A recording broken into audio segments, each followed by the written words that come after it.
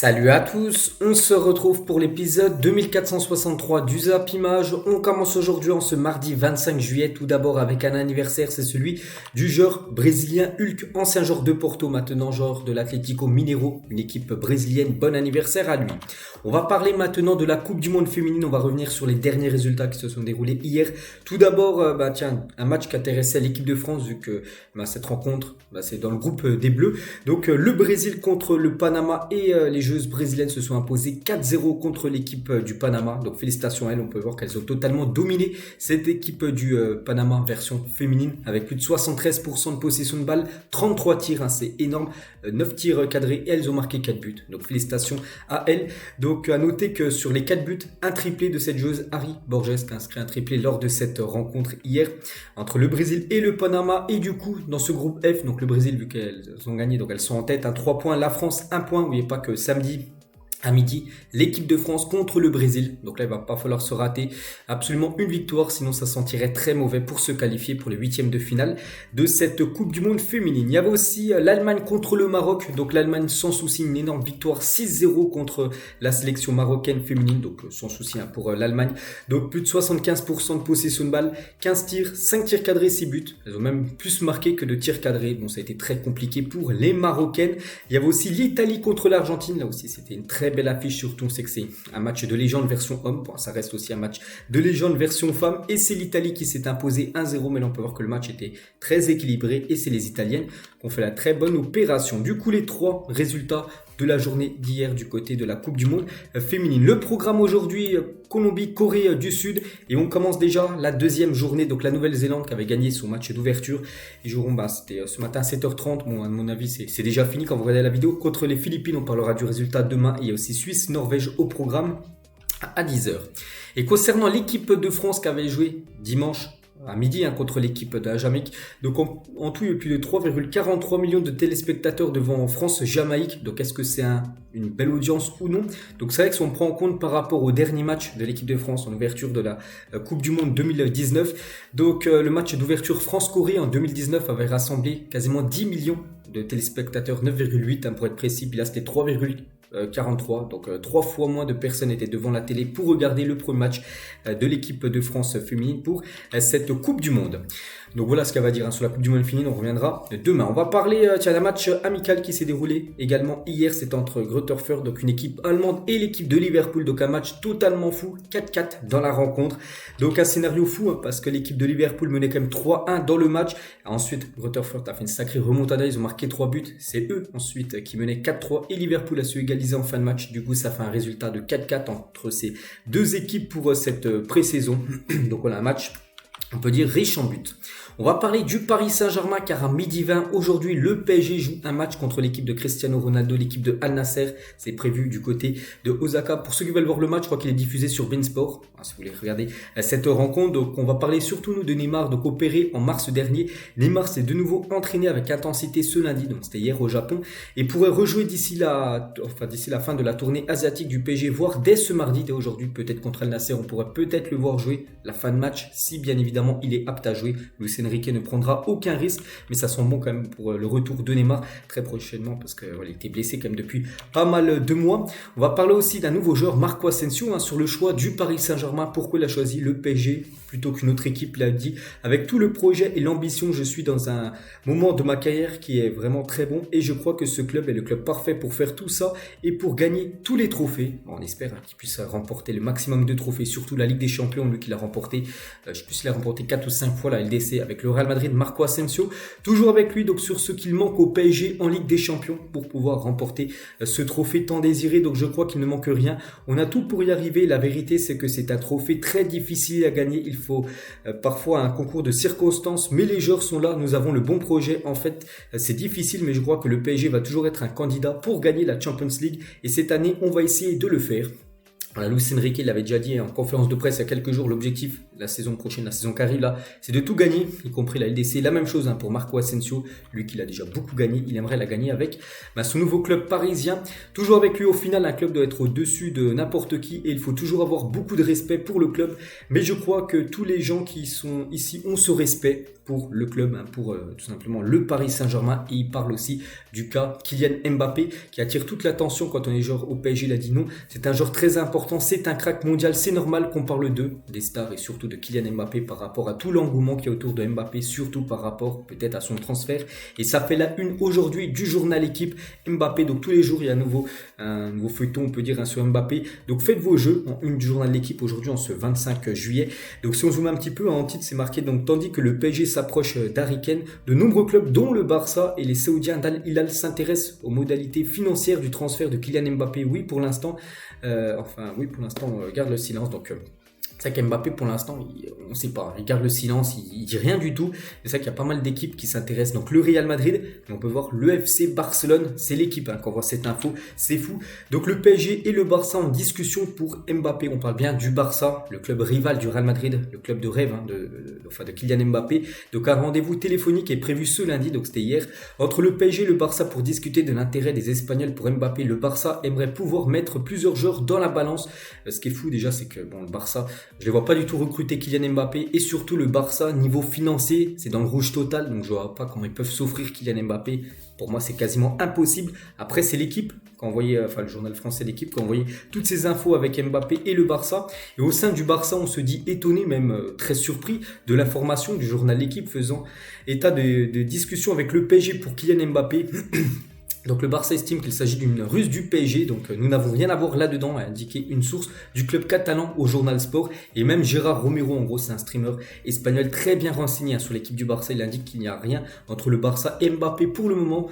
On ne peut même pas inscrire des joueurs, comment allons-nous signer Mbappé? C'est vrai que ça semble impossible, on ne sait pas pourquoi. En gros l'équipe a envoyé cette info que Mbappé est en contact avec le FC Barcelone. En gros d'après de ce qui se dit du côté de l'Espagne, ce serait une ruse du Paris Saint-Germain, peut-être pour faire monter les enchères. Voilà.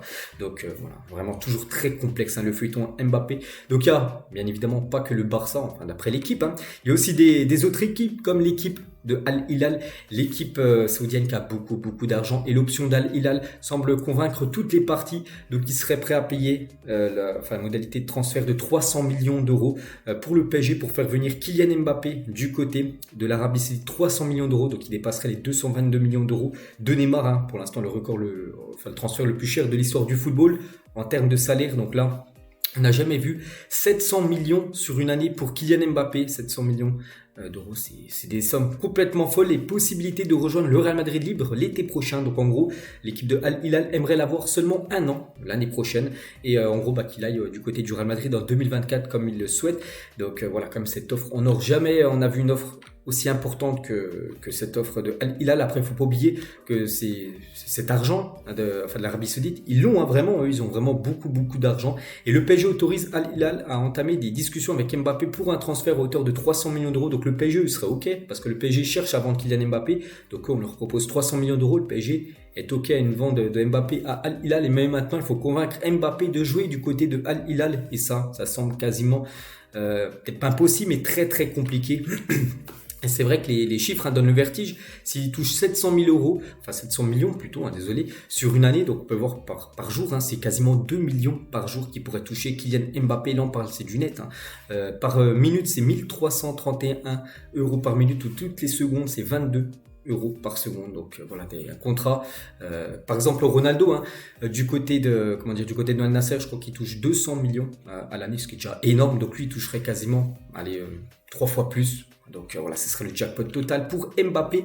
Et ils ont bien l'argent, bien sûr, du côté de l'Arabie Saoudite, parce que vous pouvez vraiment, vous pensez vraiment que les Saoudiens ont une limite dans leur offre. Donc pour rappel, le fonds public d'investissement d'Arabie Saoudite, qui fait partie des plus grands fonds souverains au monde, c'est près de 620 milliards de dollars. 620 milliards de dollars, on ne parle pas de millions là. Donc c'est pour ça proposer, on va dire, un salaire de 700 millions d'euros à Mbappé sur un an, il n'y a pas de souci pour eux. Donc ce fonds est devenu actionnaire majoritaire de 4 clubs en juin dernier. Donc Al Nasser, c'est pour ça qu'ils ont beaucoup recruté, Al Hilal, le club que veut Mbappé, Al Ahly et Al Ittihad. Donc 4 clubs là qui ont beaucoup investi. Donc ce projet d'investissement a pour but de rendre les clubs plus attractifs pour les grands joueurs du monde. Le budget est littéralement illimité pour attirer n'importe qui et 1 milliard d'euros pour acheter Mbappé, donc 300 millions d'euros le transfert et 700 millions en paye, on peut dire en salaire, représente une goutte d'eau pour les dirigeants du PIF. C'est pour ça que pour nous c'est des sommes complètement folles, mais du côté de l'Arabie Saoudite c'est une somme qu'ils peuvent bien sûr mettre dans un transfert. Par exemple, le transfert de Mbappé, 1 milliard pour eux, il n'y a pas de souci, ils peuvent le faire. C'est pour ça que c'est totalement réalisable si, bien évidemment, Mbappé accepte de jouer du côté de Al Hilal.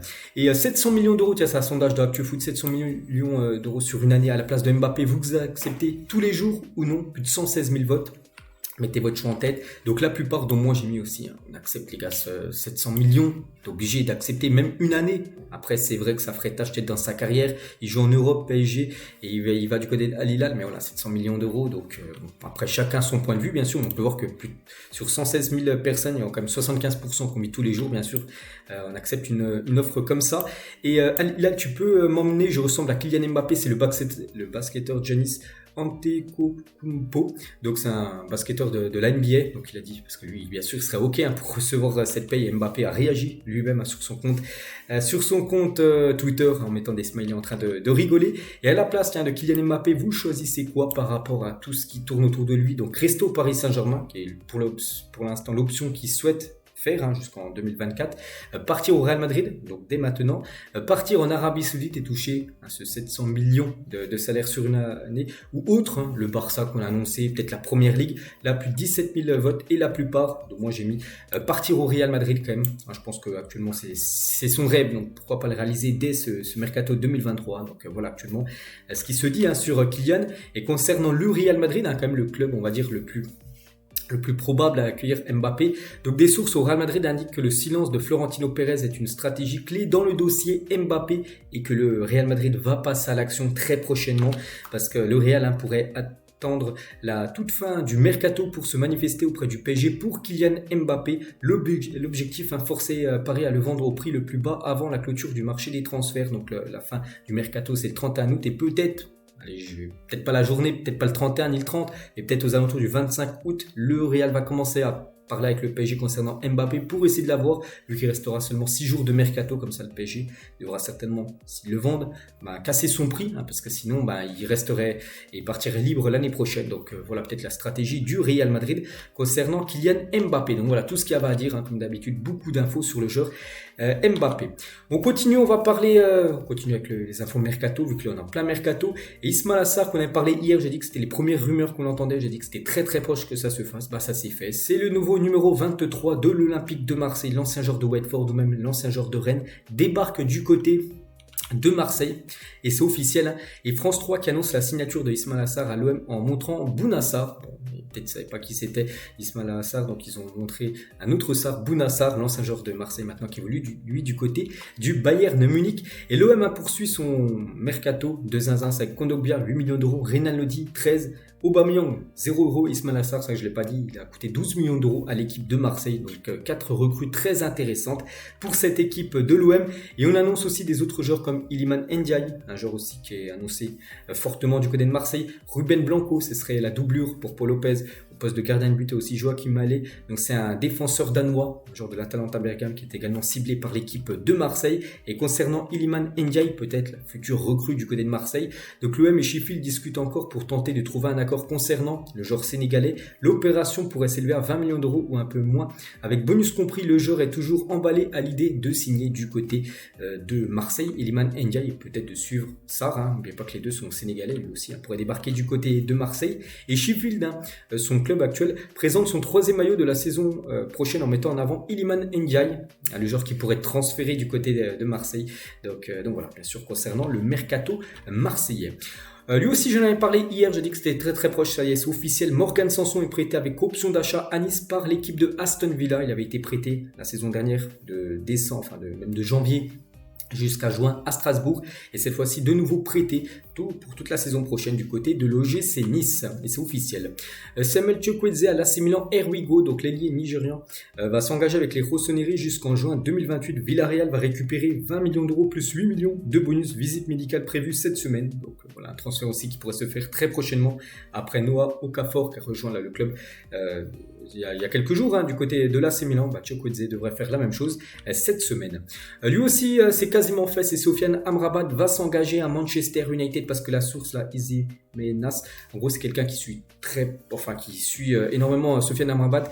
Il a dit dès qu'il connaîtra son futur club, il le dira en premier. Puis en gros il a annoncé sur son réseau Twitter qu'il allait rejoindre Manchester United. Donc c'est aussi c'est un transfert qui devrait se faire là très prochainement.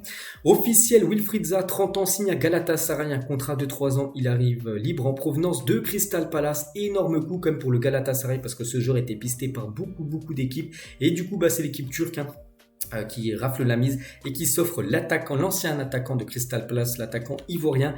Lui déjà il avait une priorité, il avait des pistes en Arabie Saoudite mais il voulait rester en Europe. Il avait la priorité de jouer la Ligue des Champions saison prochaine. N'oubliez pas que Galatasaray qui a fini premier de son championnat la saison dernière se rend en Ligue des Champions. C'est pour ça qu'il a opté pour cette équipe. On lui souhaite bonne chance et c'est vrai que l'équipe du Galatasaray une sacrée attaque avec Wilfried Zaha, Mertens, Zaniolo, Icardi, Bakambu, Turkoglu, Demir Akun et Yilmaz. Il y a quand même du très beau monde. Je pense qu'il y aura quand même quelques départs parce qu'il y a un peu trop de monde, je pense, en attaque du côté de cette équipe turque. Des nouvelles de Nani, qui est un ancien joueur de Valence, Lazio, Manchester United, même le Sporting. Donc lui aussi qui a un signe du côté de la Turquie, du côté de Adana Demirspor et c'est officiel. Il a 36 ans actuellement, l'ancien coéquipier de Cristiano Ronaldo. Concernant Sadio Mané, l'équipe de Al Nassr, l'équipe de Cristiano Ronaldo qui va jouer contre le PSG là dans quelques minutes, propose 40 millions d'euros pour Sadio Mané. Le Bayern est ok pour le vent, tout dépend du joueur désormais. S'il accepte, s'il donne son ok, il sera transféré très prochainement. Donc Al Nassr a demandé une réponse avant la fin du mois. Donc la fin du mois, c'est dans pas longtemps, c'est dans 6 jours exactement vu qu'on est le 25 juillet aujourd'hui.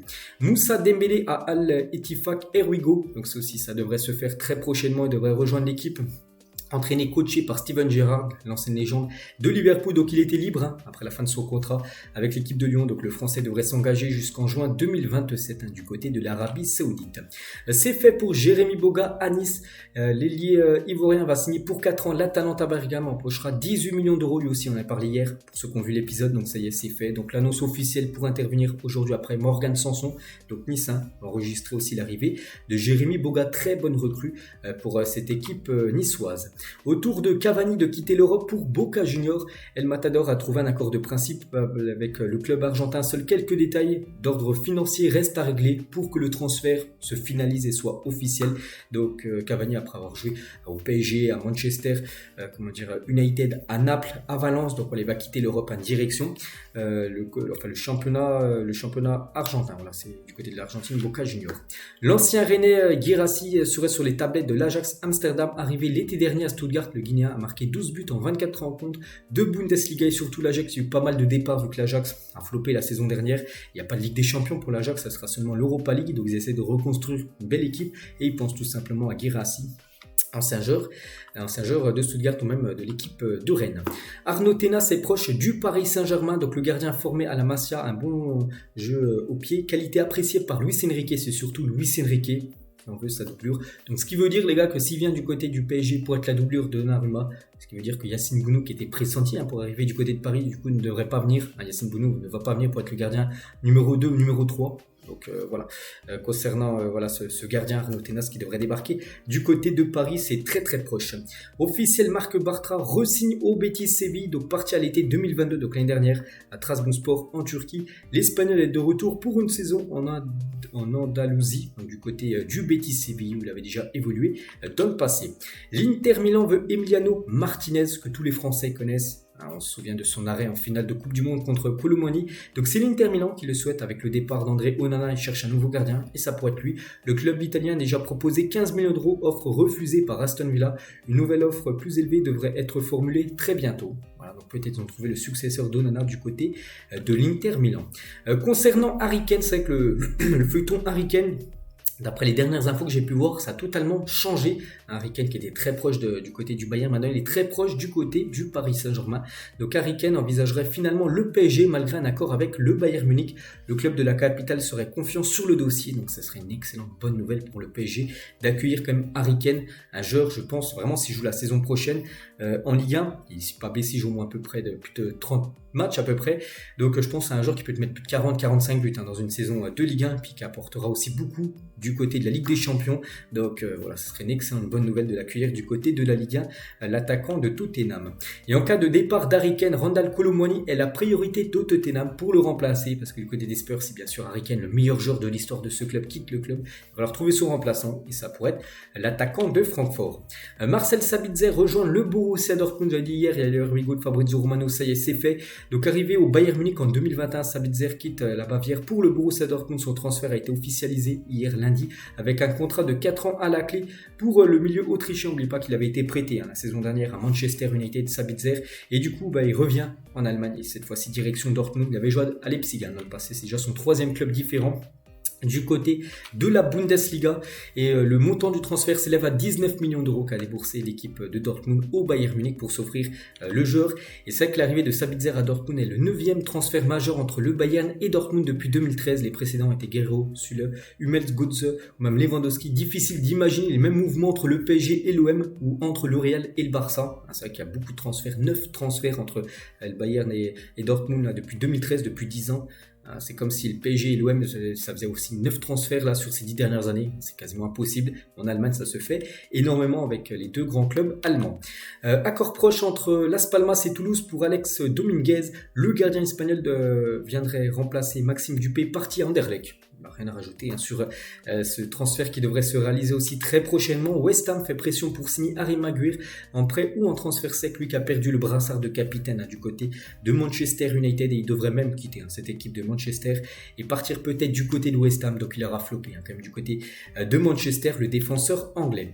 Officiel, le Racing Club de Lens enregistre sa 6e recrue du mercato en la personne de Kusanov, 19 ans, donc un défenseur ouzbek. Donc c'est le premier joueur ouzbek à évoluer du côté de la Ligue 1. Donc il s'agit d'un défenseur central comme d'1m88, donc un sacré gabarit, et il viendra renforcer la défense lensois saison prochaine. Et concernant un autre défenseur lensois, Kevin Danso, donc lui il est en pole position pour rejoindre Naples, c'est peut-être en gros le remplaçant. Voilà, c'est le genre de Danso qui pourrait partir du côté de Naples pour remplacer Kim Min-jae, parce qu'il cherche le remplaçant du coréen qui est parti du côté du Bayern Munich. Donc Lens a fixé son prêt à 30 millions d'euros, si Naples veut se l'offrir. La Juventus et le Barça négocient un prêt avec une option d'achat de 15 millions d'euros pour Franck Kessié, qui pourrait certainement quitter l'équipe du Barça. Donc je vois pas mal de joueurs moi quitter le Barça. Donc je vois Franck Kessié, je vois Ferran Torres, je vois aussi Ansu Fati, ou même peut-être Rafinha, les gars, si vraiment il y a besoin d'une grosse vente avec beaucoup d'argent récupéré, Rafinha pourrait être également vendu. Officiel, Sergio Canales, 32 ans, quitte le Betis Séville pour s'engager avec Monterrey, une équipe mexicaine. Le montant du transfert s'élève à 17 millions d'euros, dont 7 millions en bonus. On va parler toujours des infos officielles et mercato, vu qu'il y en a beaucoup. Hoffenheim s'offre Attila Szalai en provenance de Fenerbahçe, montant du transfert estimé à environ 12 millions d'euros. Voilà que Hoffenheim a déboursé à l'équipe du Fenerbahçe. Manchester City pousse vraiment pour garder Bernardo Silva. On sait que Silva, c'est un joueur convoité par beaucoup d'équipes, le Barça, le PSG, l'Arabie Saoudite, ou bien sûr City, rester là-bas. Donc le club veut lui proposer un nouveau contrat pour le convaincre de rester et même lui augmenter largement son salaire pour essayer de le conserver du côté de City, parce que c'est un joueur pièce maîtresse du côté de cette équipe de Manchester City, le joueur Silva. Calvin Bassett, donc un joueur nigérian de 23 ans, devrait s'engager en faveur de Fulham. Donc les Londoniens devraient débourser près de 21 millions d'euros pour s'attacher les services du défenseur de l'Ajax Amsterdam, qui pourrait quitter l'Ajax et débarquer du côté de la Première Ligue. Divock Origi pourrait être en route pour West Ham. Le transfert rapporterait 8 à 10 millions d'euros à l'AC Milan, puisque de toute façon on ne voit pas du tout rayonner à l'AC Milan, et surtout que l'AC Milan a recruté pas mal de joueurs offensifs. J'ai dit qu'il y a Okafor, il y a Pulisic qui est arrivé, il y a Chukwueze qui devrait aussi arriver, donc ça sent des départs du côté de l'AC Milan, et Origi pourrait être transféré du côté de West Ham et retourner du côté de la Première Ligue.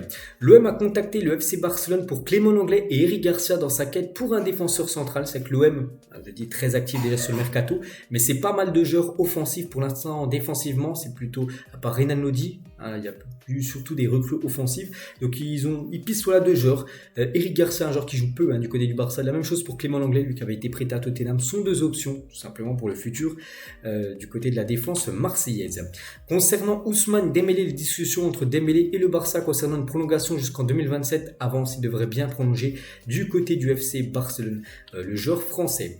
Kyle Walker ne participera pas au match amical opposant Manchester City au Bayern Munich. Là, ils vont s'affronter dans quelques jours, un match amical du côté du continent asiatique. Donc, les deux clubs continueront de négocier à Tokyo. Le joueur a pris sa décision. Il veut rejoindre le Bayern Munich. On a déjà parlé il y a quelques jours. Il veut vraiment aller du côté du Bayern. Il ne participera pas au match contre certainement son futur club, l'équipe de Munich. L'Atalanta va signer El Bilal Touré, 21 ans pour 30 millions d'euros, bonus compris. Donc Almeria va remplacer le buteur malien par un autre malien, Ibrahima Koné, un joueur du FC Lorient. Donc, voilà ce qui pourrait se faire. El Bilal Touré, c'est vrai qu'il a une grosse valeur marchande, un ancien joueur du stade de Reims. Des nouvelles de Martin Braithwaite qui s'est enfui sans prévenir de l'hôtel qui accueillait les joueurs de l'Espagnol Barcelone à Marbella. Donc c'est la pré-saison bien sûr du côté de l'Espagnol Barcelone qui descend en Liga 2. Et du coup il est avec les joueurs, tout ça, il s'enfuit de l'hôtel. On ne sait pas pourquoi, enfin on se doute, c'est parce qu'il ne veut plus jouer du côté de l'Espagnol Barcelone. Donc l'attaquant danois de 32 ans veut quitter le club et ne veut pas jouer en Liga 2, donc en gros en deuxième division espagnole.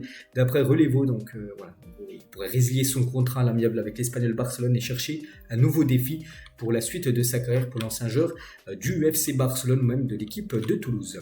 Officiel, donc là on parle plus de transfert, on va parler de l'Olympique de Marseille. Et officiel, l'OM affrontera le Dnipro, donc une équipe ukrainienne, ou le Panathinaikos, une équipe grecque en troisième tour préliminaire de la Ligue des Champions. Je l'avais dit hier qu'on allait connaître c'était qui l'adversaire, donc ça sera une de ces deux équipes là parce que le match doit se jouer aller et match retour, et le vainqueur jouera contre l'OM lors du troisième tour préliminaire. Et concernant l'OM, quand ils joueront, je sais pas, je prends au pif l'équipe de Dnipro. Donc le match aller sera par exemple en Ukraine, et le match retour sera du côté du Vélodrome. Donc ça c'est un petit avantage bien sûr de recevoir pour le match retour. Et si Marseille se qualifie, donc après il y a encore un autre tour, ça sera les barrages. Et là s'il y a victoire encore lors des barrages, là Marseille sera bien en phase de poule de Ligue des Champions. Mais si Marseille échoue, ils seront reversés en Europa League. Concernant le programme, regardez les affiches qu'il y a là actuellement. Donc il y a aujourd'hui, j'ai dit un PSG contre l'équipe de Al Nasser.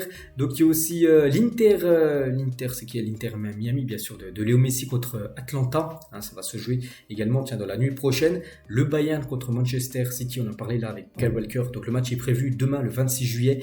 Il y a aussi Real Madrid contre Manchester United, c'est prévu également demain. Il y a aussi Arsenal, Barça ou même Juve, AC Milan programme là dans les prochains jours. Donc voilà, il y a des grosses affiches, bien sûr tout ça c'est que des matchs amicaux à part le match de l'Inter Miami. En parlant de l'Inter Miami, et c'est officiel, Léo Messi devient le nouveau capitaine de l'Inter Miami. Il a joué exactement seulement 37 minutes du côté de l'Inter Miami, mais ça suffit déjà pour avoir le brassard de capitaine. Donc voilà, vu que c'est un joueur que tout le monde connaît, vu que c'est un joueur énormément influent, c'est déjà un joueur qui a rapporté une victoire, 3 points à cette équipe de l'Inter Miami. Il a déjà, c'est officiel, le brassard de capitaine dans son nouveau club. Et Messi sera titulaire avec l'Inter Miami à l'occasion du match contre l'Atlanta mercredi à 1h30. Donc c'est dans la nuit prochaine, de mardi à mercredi à 1h30 du matin. Deuxième match de Messi, et devrait commencer titulaire, lui qui avait commencé sur le banc lors du match contre, je ne sais plus c'est contre qui ils avaient joué il y a quelques jours. Donc là il sera titulaire et voilà, peut-être de nouveau buteur, parce qu'il avait marqué un magnifique but il y a quelques jours. Et toujours avec Léo Messi, donc Sergio Agüero, un grand copain de Léo Messi, est venu rendre visite à de vieux amis du côté de Miami. On peut voir Kun Agüero, on peut voir bien sûr aussi Busquets, lui aussi, il faut oublier qu'il a signé du côté de l'Inter Miami. N'oubliez pas aussi Alba a signé. Iniesta devrait faire pareil, et la même chose pour Luis Suarez. Des supporters de Manchester United et Arsenal se sont battus dans les tribunes alors qu'il s'agissait d'un simple match de pré-saison. Donc déjà niveau résultat, c'est Manchester qui s'est imposé 2-0, on en a parlé dans l'édition d'hier, le match a eu lieu dimanche, mais il y a eu des bagarres entre les supporters de Manchester et les supporters de Arsenal lors de cette rencontre en tribune. Petite photo de Seko Fofana avec Cristiano Ronaldo, Seko Fofana, ancien joueur de Lens qui a rejoint l'équipe d'Al Nasser. Donc les deux pourraient être titulaires à midi contre le Paris Saint-Germain pour ce match amical. Gundogan sur les chances du Barça de remporter la Ligue des Champions cette saison, il a dit oui j'y crois, la qualité est là, mais il faut aussi de l'esprit et de la cohérence, de la détermination et parfois un peu de chance sur des moments clés. Je suis ici pour gagner la Liga, la Copa et la Champions League, donc il veut tout rafler du côté de la LDC, c'est quand même un renfort majeur du côté du Barça. Gundogan qui a été tellement vraiment important la saison dernière avec l'équipe de Manchester City. Le nouveau flocage de Toko Ekambi du côté de Lyon, le numéro 75 pour Toko Ekambi, parce que pour l'instant toujours joueur lyonnais, même si on pense qu'il devrait quitter cette équipe lyonnaise. On annonce peut-être du côté du Fenerbahçe, mais on peut voir qu'il a changé de numéro par rapport à la saison dernière. Ça sera le 75 maintenant pour le joueur camerounais. Nicolas Jackson, maintenant nouveau joueur de Chelsea, il a dit: j'aime et je respecte le boss Didier Drogba bien sûr, mais je veux continuer à Chelsea et faire plus que lui. Si j'arrive à l'échelle de ces trois-là, donc Anelka, Drogba et Dembaba, ça serait un bon début, mais je veux être plus haut qu'eux. Il marque encore plus l'histoire par exemple que Didier Drogba, qui est une légende totale du côté de Chelsea. N'oubliez pas que Chelsea a joué là il y a quelques jours. Il a marqué un but et délivré 2 passes D. Il a été même élu homme du match, Nicolas Jackson, un joueur qui arrive en provenance de Villarreal sur ce mercato. Aubameyang, pourquoi l'OM? Parce que c'est Marseille tout simplement a confié Aubameyang auprès du média du club ce lundi. J'ai besoin de retrouver un stade qui vibre. Le projet du club est super intéressant, on a pu le voir ces dernières saisons. L'OM fait de mieux en mieux, c'est la suite idéale pour ma carrière. Je suis venu pour bosser et montrer qui je suis. Donc voilà, moi, on est très content d'avoir rejoint cette équipe de Marseille. Et son père, le père de Aubameyang, il a dit: il est parti pour faire une belle et grande saison. Je lui ai toujours rappelé d'où on venait, d'un village au Gabon où il y avait à peine une dizaine de maisons. Ça nous donne la force. Qui aurait pu imaginer notre vie un jour? Et il a été élevé à l'africaine avec des valeurs sur ce que ça représente. Il mange les plats de chez nous, le manioc, et vous ne le priverez pas du piment. Donc il revient de 14 jours de vacances de folie au Gabon où il s'est régalé. Le voilà prêt pour cette nouvelle étape, cette équipe marseillaise. Donc c'est vrai qu'on a hâte de voir ce que ça va donner du côté de Marseille. Aubameyang, il y a 15 ans, jour pour jour, c'était un 25 juillet. Donc Léo Messi portait le numéro 10 pour la première fois de sa carrière avec le FC Barcelone. Donc après, c'est devenu une légende totale, bien sûr, du côté du Barça. Léo Messi avec le 10 dans le dos. Enzo le fait sur ses ambitions du côté de Rennes. Il y a une place en plus en Ligue des Champions saison prochaine. Malgré que le championnat de Ligue 1, il n'y a plus 20 équipes, il n'y a plus que 18. N'oubliez pas qu'il y a une place en plus, vu qu'il y aura un nouveau format de Ligue des Champions à partir de la saison après, pas celle qui arrive là. Donc il a dit: il ne faut pas faire les timides, à montrer qu'on est ambitieux et qu'on va aller la chercher, cette place en plus. C'est que ça va être palpitant la saison prochaine, les places européennes et surtout de LDC. Romain Saïs, donc il a dit il y avait un intérêt de l'Olympique de Marseille. N'oubliez pas que le joueur c'est officiel, il a rejoint l'équipe de Al Sadd du côté du Qatar. Donc il a dit qu'il y avait un intérêt réel de l'OM. Ça a été le premier club avec qui j'ai discuté avant même le début du mercato. J'avais échangé avec le président et le directeur sportif Javier Ribalta.